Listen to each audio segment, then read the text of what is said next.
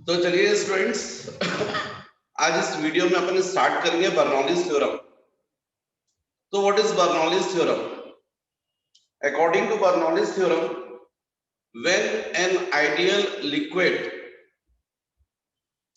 liquid means incompressible and non-viscous. According to Bernoulli's theorem, when an ideal liquid flows through non-uniform pipe, then its each section total energy of liquid per unit mass or per unit volume remains constant. This is Bernoulli's theorem.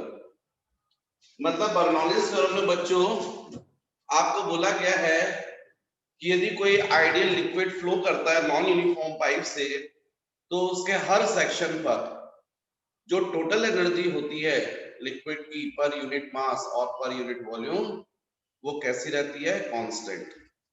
इसका मतलब है, क्योंकि मैंने आपको बताया था pressure energy PV, लेकिन आप लोग याद कीजिए pressure energy per unit volume क्या था? पर यूनिट वॉल्यूम था पीवी अपॉन वी, तो वीवी कैंसिल हो गया तो पी बचा था। फिर ऐसे ही kinetic energy per unit volume वो था हाफ डीवी स्क्वायर, और kinetic potential energy per unit volume क्या था? DGH is equal to of constant. ये कांस्टेंट होता है। अब अपन इसको प्रूव कर सकते हैं। तो प्रूव करने के लिए बच्चों मान लीजिए यहां पर इस तरीके से नॉन यूनिफॉर्म पाइप है, इसका यहाँ क्रॉस सेक्शन एरिया ज्यादा है, यहाँ क्रॉस सेक्शन एरिया कम है। तो यहां से मान लीजिए लिक्विड इंटर कर रहा है और यहां से लिक्विड बाहर निकल रहा है। यहां मान लीजिए आपका पिस्टन लगा हुआ है, जिसकी वजह से ये पिस्टन यहां से यहां तक मूव किया है। या और थोड़ा सा मैं आपको डिफरेंट करके बताऊं, तो मान लीजिए जैसे आप लोगों ने अपार्टमेंट वगैरह में देखा है इस तरीके से, तो मान लीजिए ऐसा ये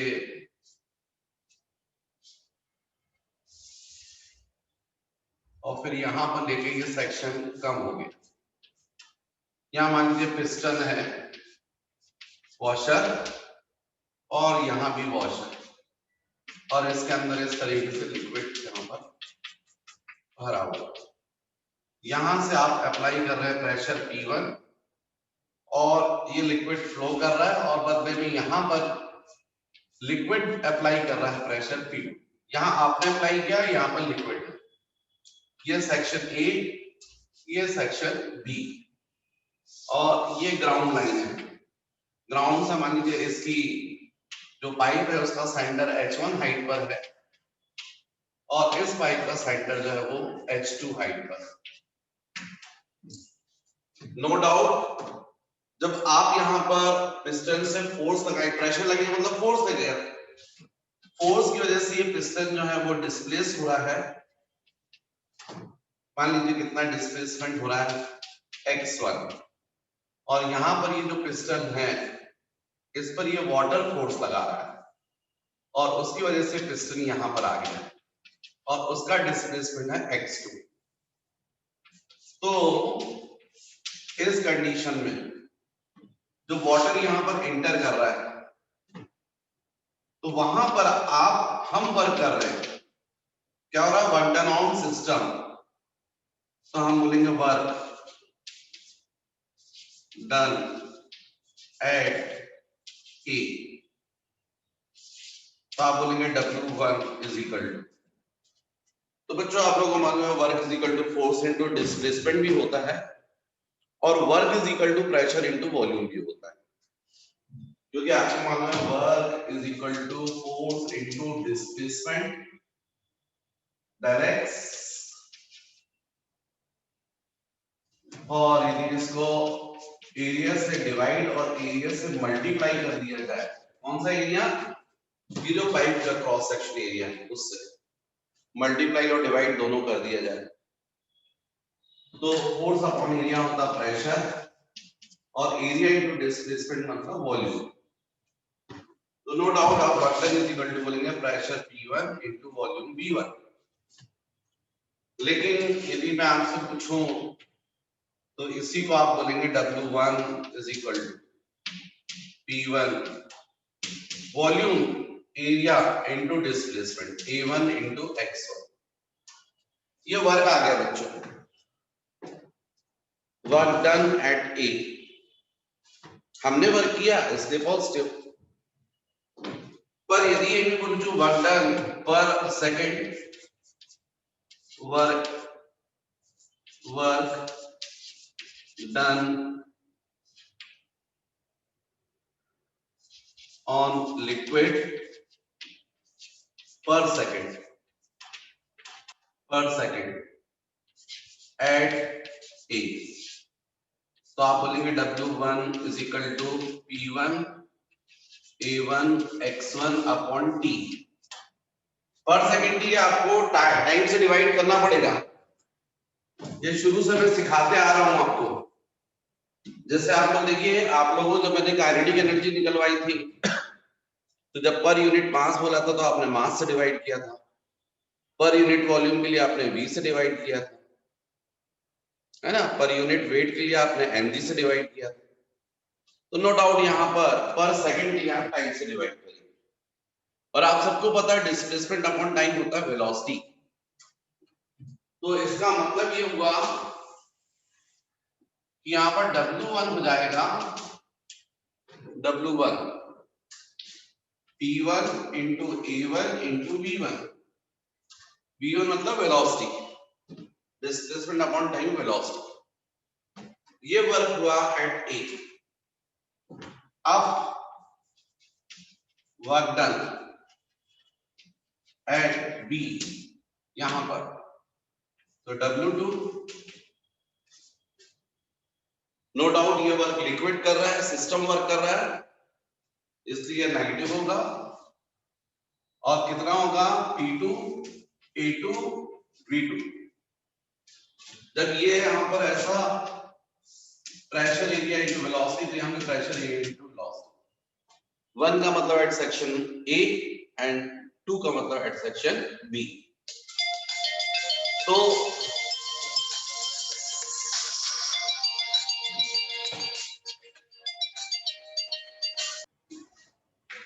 तो बच्चों यहां पर work done by liquid at B, work done by liquid at B, W2 is equal to minus P2 into A2 into B। अब what is net work? Therefore net work W, तो आप बोलोगे W1 plus W2, W is equal to P1 A1 V1 plus minus P2 A2 into V2। ये हो गया net work on liquid पर second. लेकिन यदि मैं आपसे बोलूं कि प्रिंसिपल ऑफ कंटिन्यूटी, तो आपको पता है A1 V1 is equal to of A2 V2 by principle of continuity. Cover हो जाता है, ऐसा नहीं है कि मतलब एक बार पढ़ा लिया तो अब हो गया, अपनी समझ पाएंगे ये अच्छा। तो बच्चों principal of continuity A1 V1 is equal to of A2 V2 ये हमने देखा है। अब ये तो वॉल्यूम है एक्चुअली में, volume of liquid flowing per second, और आप सबको पता है density is equal to mass upon volume. तो इसका मतलब volume into density is equal to mass, और वॉल्यूम आपको पता है क्या बता रहा हूं मैं, एरिया इनटू वेलोसिटी। एक्चुअली में होता है एरिया इनटू डिस्प्लेसमेंट है, लेकिन अपने पर सेकंड निकाला ना इसलिए। तो इसलिए A1 V1 into D is equal to of M। तो यहां पर हम लोग कर सकते हैं A1 V1 into D is equal to A2 V2 into D is equal to M। Would What is the mass of liquid flowing per second? M is equal to, यहां पर यदि अपन इसको और सॉल्व करें तो A1 V1 is equal to A2 V2 is equal to M by D, where M is equal to mass of liquid flowing per second. Mass of liquid flowing per second.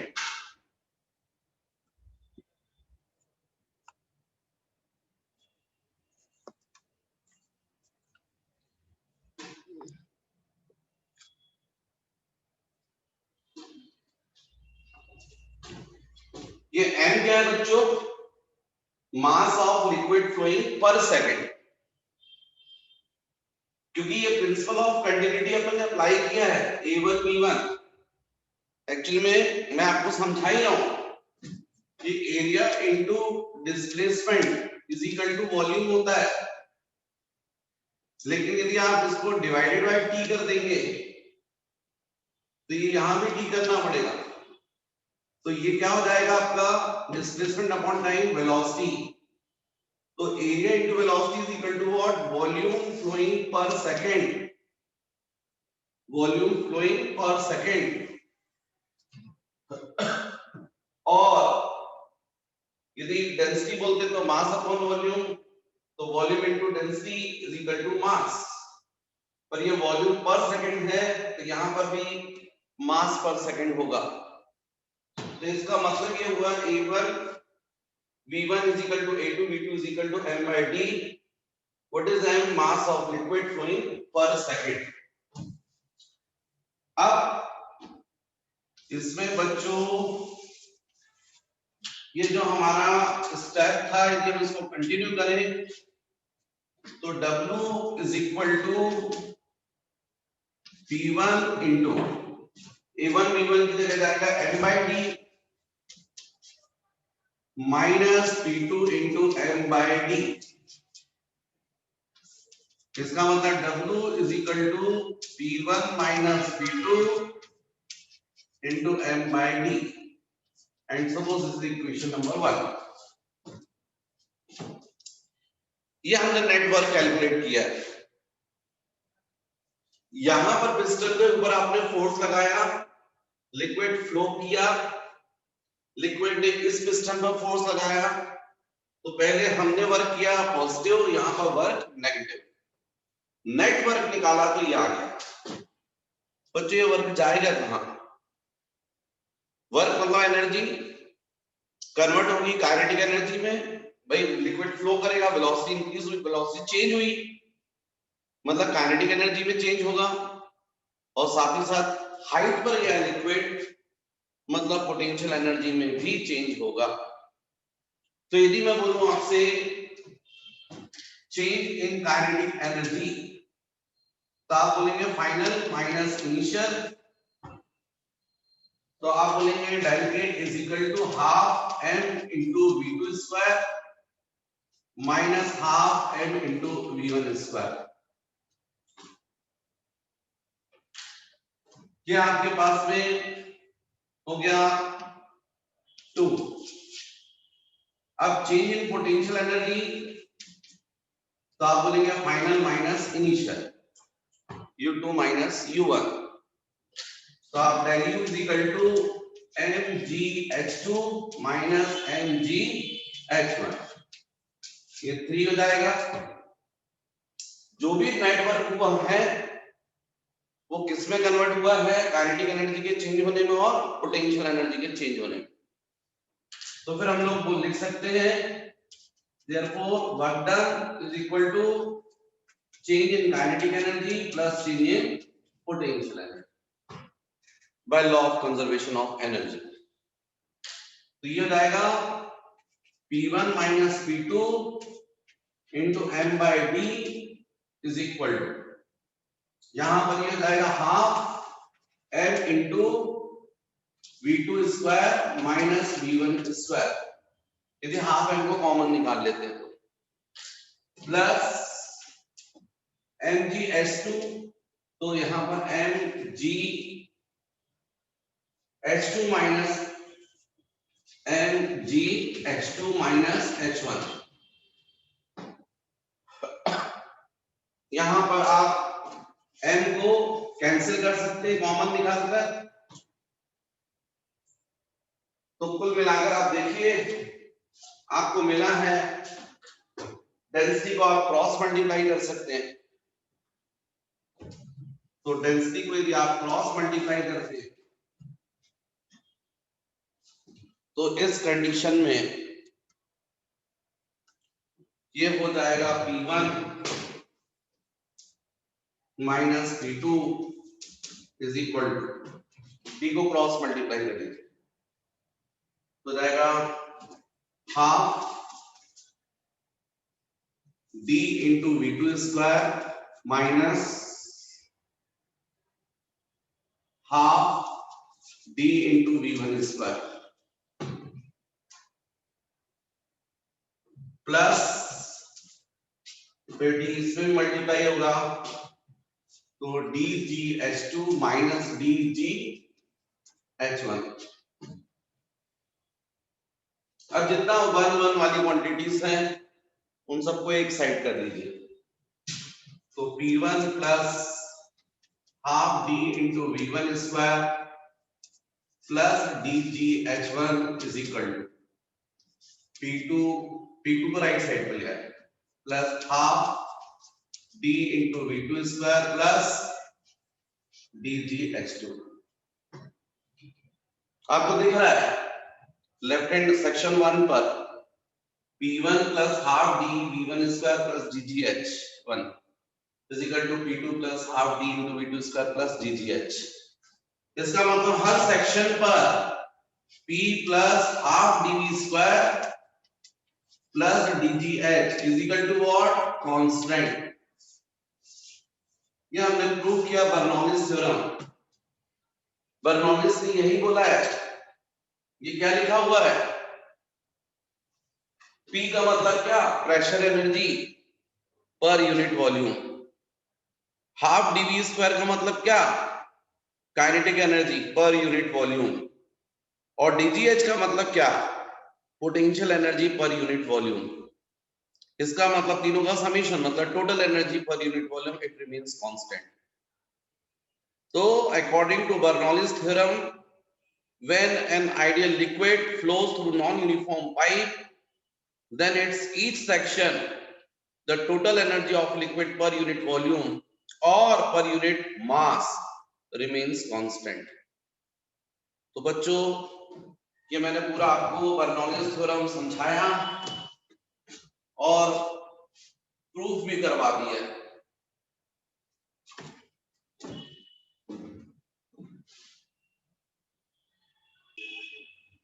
बच्चों यदि अपन horizontal pipe की बात करें, मान लीजिए आप इसको ground पर रखते हैं, कि आपने ग्राउंड पर रखा है हॉरिजॉन्टल पाइप, आपको नॉन यूनिफॉर्म सेक्शन दिखाई दे रहा है, ये सेक्शन 1, ये सेक्शन 2, यहाँ क्रॉस सेक्शन एरिया ज्यादा है, यहाँ क्रॉस सेक्शन एरिया कम है। लेकिन यदि हम दोनों के लिए सेंटर बात करें, इसका सेंटर और इसका सेंटर सेम हाइट पर है ना, और यदि बर्नौलीज थ्योरम से बात करें सेक्शन 1 एंड सेक्शन 2, तो आप क्या बोलोगे, P1 plus half D into V1 square plus DgH is equal to P2 plus half D into V2 square plus DgH। देखो P1 का मतलब प्रेशर एट सेक्शन 1, P2 का मतलब pressure at section 2। V1 means velocity at section 1, V2 means velocity at section 2। लेकिन बच्चों section 1 और section 2 दोनों की जो सेंटर्स है वो सेम हाइट पर है, इसलिए जो पोटेंशियल एनर्जी होगी पर यूनिट मास या पर यूनिट वॉल्यूम वो तो कांस्टेंट होगी। DgH होगी, DgH होगी, तो आप कैंसिल कर सकते हो। तो फिर इसका मतलब आपको मिला P1 plus half D into V1 square is equal to P2 plus half D into V2 square. मतलब कुल मिलाकर P plus half dv square is equal to of constant. तो हॉरिजॉन्टल पाइप के केस में ये होता है, क्या होता है, P plus half dv square is equal to constant. तो इसमें आप ध्यान रखो बच्चों, इसका मतलब समझो, ये क्या होता है, ये हॉरिजॉन्टल पाइप के लिए स्पेशल केस है। मतलब यदि हम बोलेंगे एरिया यदि ज्यादा है तो आपको पता है वेलोसिटी कम होगी बाय प्रिंसिपल ऑफ कंटिन्यूटी, क्योंकि आपको मालूम है V it is inversely proportional to cross section area. लेकिन यदि वेलोसिटी कम होगी तो बच्चों प्रेशर ज्यादा होगा, प्रेशर ज्यादा होगा। देखो कैसे, यहां पर यदि मैं आपको बोलूं कि मुझे 10 लिखना है कांस्टेंट और P की वैल्यू सपोज 7 लिख दूं और हाफ dv स्क्वायर की वैल्यू 3 है ना, सपोज मुझे यहाँ पर कांस्टेंट की जगह 10 लिखना है, P की जगह 7 और हाफ dv स्क्वायर की जगह 3 आएगा, नो डाउट 10 बनाना है। मतलब जब प्रेशर ज्यादा है तो यहाँ वेलोसिटी नो डाउट कम होगी, सभी तो एक्चुअली में 3 है। अब मान लीजिए प्रेशर आपने जो है वो 4 कर दिया और आपको यहाँ पर कांस्टेंट मेंटेन रखना है 10, तो नो डाउट डेंसिटी तो चेंज होगी नहीं, हाफ तो चेंज होगा नहीं। चेंज किसको होना पड़ेगा, वेलोसिटी को, और ऐसा चेंज होना पड़ेगा कि इसकी जो वैल्यू है वो कितनी आ जाए, 6। भाई यहाँ पर 10 बनाना है तो यहाँ पर क्या होना चाहिए, 4 है, तो यहाँ पर क्या आएगा 6। 6 का मतलब ये वैल्यू क्या हुई है, इंक्रीज हो गई। जो पहले वैल्यू 3 थी वो अब कितनी हो गई, 6। तो नो डाउट हाफ तो बदला नहीं होगा, डेंसिटी तो लिक्विड की बदली नहीं होगी, तो बदली क्या होगी, वेलोसिटी, और वेलोसिटी नो डाउट इंक्रीज हुई होगी। तो जब आपने प्रेशर कम कर दिया तो वेलोसिटी इसका मतलब क्या हुई है, इंक्रीज हुई है। इसका मतलब जहां वेलोसिटी ज्यादा होती है वहां प्रेशर कम होता है, मैंने प्रूव कर दिया। तो ध्यान रखिए, जैसे मैंने आपको समझाया था, यदि आप बगीचे में पानी सींचने के लिए पाइप पकड़े हुए हैं और पाइप का क्रॉस सेक्शन एरिया ज्यादा है तो आपको मालूम है पानी ज्यादा दूर नहीं जाता है, शॉर्ट डिस्टेंस पर गिर जाता है, क्योंकि वेलोसिटी कम होती है ना, क्योंकि वेलोसिटी क्या होती है, कम होती है, और जहां वेलोसिटी कम होती है वहां प्रेशर हाई होता है। मतलब जो बड़े पाइप होते हैं जिनसे सिटी में वाटर सप्लाई होती है उनका क्रॉस सेक्शनल एरिया बहुत ज्यादा होता है, वहां वेलोसिटी कम होती है लेकिन प्रेशर हाई होता है। और वही पानी जब उन बड़ी बड़ी पाइपलाइन से आप कनेक्शन लेते हैं अपने घर में, तो आपके घर में जो आती है पाइपलाइन उसमें आप ये देखें तो वो क्रॉस सेक्शनल एरिया कम रहता है। क्रॉस सेक्शनल एरिया कम मतलब वेलोसिटी हाई रहेगी लेकिन प्रेशर कम रहेगा। मतलब बाकायदा आप टैप जो है उसको ओपन करके हाथ रख सकते हैं। लेकिन यदि यहां पर अपन बात करें कि सपोज यहां से पानी निकल रहा है और आप इसके सामने यदि खड़े हो जाएं तो आप उड़ जाएंगे क्योंकि प्रेशर हाई है। तो ध्यान रखिए, जहां पर क्रॉस सेक्शन एरिया ज्यादा होता है वहां वेलोसिटी कम होती है, और जहां वेलोसिटी कम होती है वहां प्रेशर हाई होता है। इसका उल्टा, यदि क्रॉस सेक्शन एरिया कम है तो वेलोसिटी ज्यादा होगी और उस जगह पर प्रेशर जो होगा वो कम। तो ये बात हमको समझनी चाहिए। तो यदि ये बात मैंने समझाई है तो फिर बर्नौलीज थ्योरम की कुछ एप्लीकेशंस हैं वो भी आप समझ सकते हैं। जैसे एक एप्लीकेशन मैं आपको समझाता हूं, डिफरेंट एप्लीकेशंस हैं उनमें से जैसे डिफरेंट एप्लीकेशंस में से एक है वेंचुरी मीटर। वेंचुरी मीटर बच्चों ऐसा डिवाइस है जिसकी हेल्प से हम rate of flow of water measure कर सकते हैं। मतलब जब डैम वगैरह से पानी छोड़ा जाता है तो वो पर सेकंड पानी कितना छोड़ा जा रहा है वो हम कैलकुलेट कर सकते हैं वेंचुरी मीटर की हेल्प से। यदि मैं आपसे बोलूं एटोमाइजर और स्प्रेयर, तो उसका कॉन्सेप्ट जो है वो भी इसी बर्नौलीज थ्योरम पर बेस्ड है। यदि मैं आपसे बात करूं शेप ऑफ एयरक्राफ्ट विंग, मतलब जो हेलीकॉप्टर है वो उड़ता है, लिफ्ट अप होता है, तो वो किस प्रिंसिपल पर वर्क करता है, तो वो भी बच्चों बर्नौलीज थ्योरम पर ही बेस्ड है। यदि अपन बात करें blowing of the roof during wind storm, जब तूफान आते हैं तो जो शीट वाले घर होते हैं उनकी शीट्स उड़ जाती हैं। तो क्यों उड़ जाती हैं ये हम समझ सकते हैं बर्नौलीज थ्योरम की हेल्प से। तो बच्चों ये आप समझे कि जब स्टॉर्म आता है, तूफान आता है, तो ऐसे घर जिनके ऊपर इस तरीके से शीट रखी रहती है वो उड़ जाते हैं। क्यों उड़ जाते हैं वो आप समझ सकते हो। नॉर्मल कंडीशन में क्या होता है कि यहां से एक्सटर्नल प्रेशर होता है और यहां से इंटरनल प्रेशर रहता है। एक्सटर्नल प्रेशर P1 और ये P2, तो P1 जो होता है वो ग्रेटर होता है P2 से। एटमॉस्फेरिक प्रेशर और उस शीट का वेट, इन सब की वजह से शीट रखी हुई है, इंटरनल प्रेशर कम रहता है। लेकिन जब स्टॉर्म आता है, तूफान आता है, तो उस कंडीशन में जो यहाँ विंड है उसकी वेलोसिटी बहुत हाई हो जाती है। जब वेलोसिटी बहुत हाई रहेगी तो नो डाउट प्रेशर कम हो जाएगा। तो ये जो एक्सटर्नल प्रेशर है वो कम हो जाता है और इंटरनल प्रेशर जो होता है वो इंक्रीज हो जाता है, जिसकी वजह से ये शीट जो है वो उड़ जाती है। ऐसा हो जाता है, उड़ जाते हैं। हेलीकॉप्टर का जो लिफ्ट अप होना है वो भी आप समझ सकते हैं बर्नौलीज थ्योरम पर ही बेस्ड है। तो अभी वाली कंडीशन में मैंने आपको बताया कि यहाँ पर नॉर्मल कंडीशन में जब ये था, तूफान नहीं था, स्टॉर्म नहीं था, तो P1 ग्रेटर था P2 से।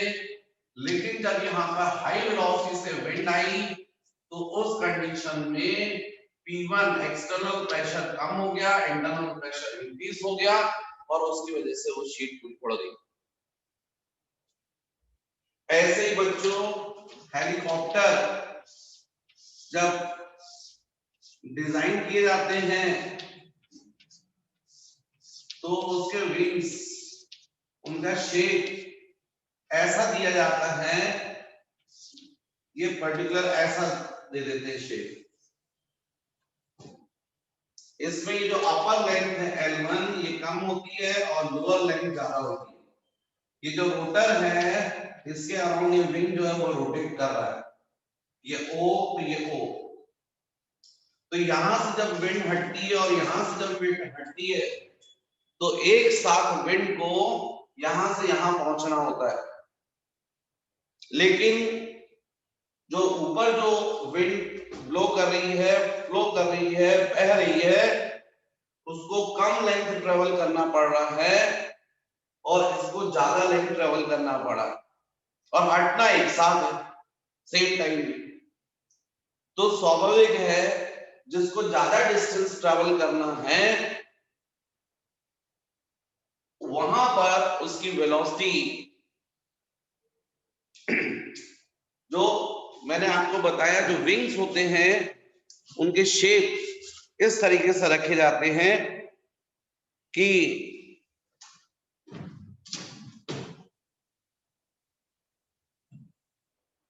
यहां पर जो मैंने आपको समझाया हेलीकॉप्टर, उसके ब्लेड्स, विंग्स, ये रोटर, तो यदि मान लीजिए O और ये, तो ब्लेड्स ऐसे डिसाइड की जाती है, ऐसा शेप दिया जाता है कि यहां पर प्रेशर हाई लगे और यहां प्रेशर क्या हो, कम। जो मैंने P1 बोला तो P1 चले लीजिए और ये P2, तो P2 की वैल्यू जो है वो ग्रेटर होनी चाहिए P1 से। स्वाभाविक है यदि यहाँ आपको हाई प्रेशर चाहिए तभी तो हेलीकॉप्टर लिफ्ट अप करेगा। तो जब आपको विंग के लोअर सरफेस पर प्रेशर हाई चाहिए तो नो डाउट यहाँ वेलोसिटी कम होनी चाहिए। तो विंग्स को ऐसा शेप दिया जाता है कि ये जो अपर लेंथ है वो ज्यादा रखी जाती है as compare to lower length. मतलब L1 और ये L2, तो L1 जो होता है वो ज्यादा रखा जाता है। L1 जो रहता है वो ग्रेटर होता है L2 से। विंग की जो अपर सरफेस है उसकी लेंथ ज्यादा होती है लोअर सरफेस की लेंथ से। जब रोटर रोटेट करता है तो यहां से भी विंड हटती है और यहां से भी विंड हटती है और दोनों विंड यहां पर पहुंचती है सेम टाइम में, सेम टाइम। लेकिन जो अपर सरफेस पर जो विंड है उसको चूंकि ज्यादा डिस्टेंस ट्रेवल करना पड़ रहा है इसलिए वहां पर उसकी वेलोसिटी हाई होती है, इससे लोअर सरफेस पर जो विंड हट रही है उससे। तो यहाँ पर जब वेलोसिटी हाई है तो प्रेशर कम होगा, तो P1 जो रहता है वो कम रहता है किससे, P2 से। लोअर सरफेस पर ज्यादा प्रेशर लगता है जिसकी वजह से ये हेलीकॉप्टर जो है वो लिफ्ट अप कर जाता है, उठता है। एटोमाइजर बच्चों, एटोमाइजर जो है वो भी बर्नौलीज प्रिंसिपल पर वर्क करता है। ये एटोमाइजर जो होते हैं वो इस तरीके से स्पेशल पंप होते हैं जिसमें ऐसा हिट, जैसे आप लोग पिचकारी देखते हो ना उस टाइप से, पर इसमें नीचे यहाँ पर छोटा सा एक टैंक लगा रहता है जिसमें केमिकल भरा रहता है। फार्म्स वगैरह में क्रॉप्स को बचाने के लिए जो फार्मर्स हैं वो यूज करते हैं, उस यहाँ पर केमिकल्स जो है वो उसमें भर देते हैं और यहाँ पर एक पतली ट्यूब लग रहती है और ये जो पंप है इसके यहाँ पतली ट्यूब रहती है और उसके सामने यहाँ पर होल रहता है। तो जब ये वॉशर पिस्टन उसको जब आप प्रेस करते हैं, उसको जब आप प्रेस करते हैं यहां से इस डायरेक्शन में, तो ये स्मॉल होल से एयर निकलती है बहुत हाई वेलोसिटी से। जब वेलोसिटी हाई होगी तो नो डाउट यहाँ का प्रेशर कम होगा और जब प्रेशर कम होगा तो अंदर टैंक के अंदर जो केमिकल है वो हाई प्रेशर की वजह से ऊपर आ जाएगा और जैसे ही ऊपर आता है तो हाई वेलोसिटी की वजह से वो क्या हो जाता है, स्प्रे हो जाता है।